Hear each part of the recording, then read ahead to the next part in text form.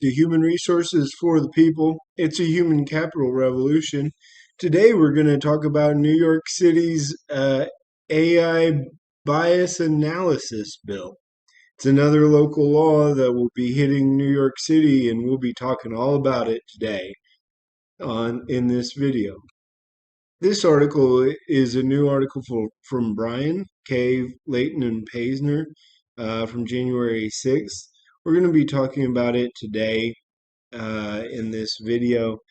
So, Local Law 144 is a new law from New York City that requires the auditing of of artificial intelligence in the use of HR tasks.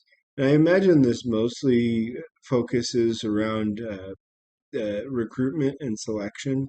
Obviously, that is a situation that AI could be influential potentially.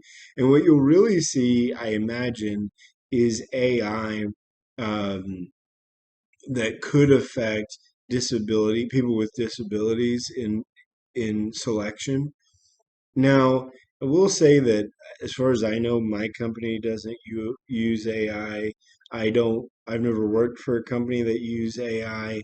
It seems like something that is, it's a city council that really doesn't have a lot to do.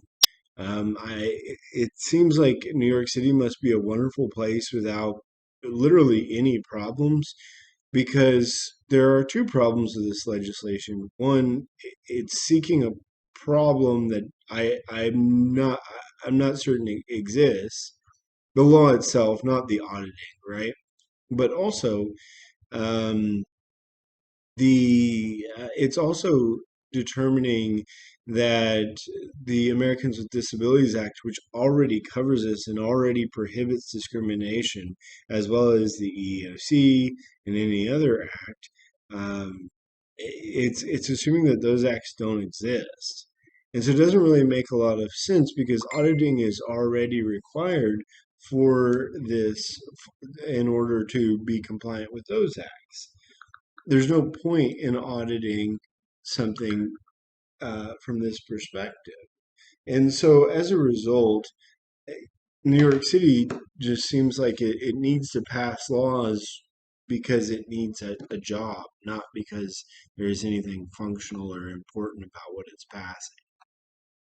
And the auditing process really seems to encourage discrimination, not discourage. Because one of the great things about AI is that if it is a solid set of rules, it's it's very difficult to, and they are not biased rules, right? It's very difficult to create a world of discrimination. And so the this audit requires that you not have a simplified output with a score tag, classification, ranking without considering other factors. Um, you know, reducing it to numbers is the best way to reduce discrimination in your system, right? The one with the best numbers wins. It wouldn't matter. So removing that and telling them to just sort of not rely on simple factors is a little bit crazy, right?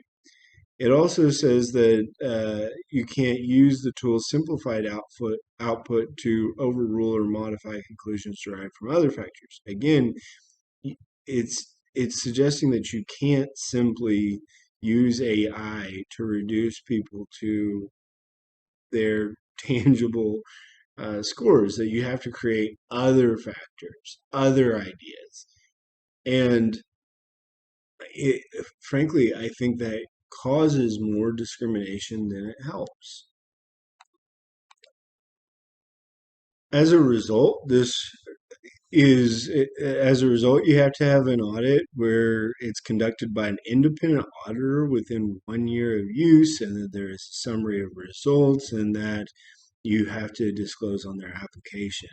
What that means ultimately is that either A, employers won't use it to decrease bias, so they'll become more discriminatory, or B, kill something that could help small businesses out, right? So AI is perfect for small businesses, but now you have to use an independent auditor and add more costs onto the process, um, in order to use this. And more importantly, it will result in people not recruiting or not posting jobs in New York City, and potentially excluding them from the process just in order to not use this law. So it really hurts New York City residents in many ways, and unfortunately could encourage or increase discrimination.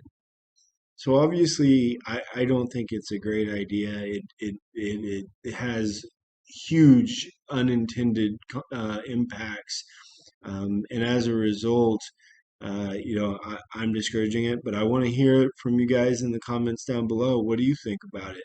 What will its result be? Leave a comment, and if you like what you heard today, like, share, and subscribe. And I'll see you on the next video. Have a great day. Bye.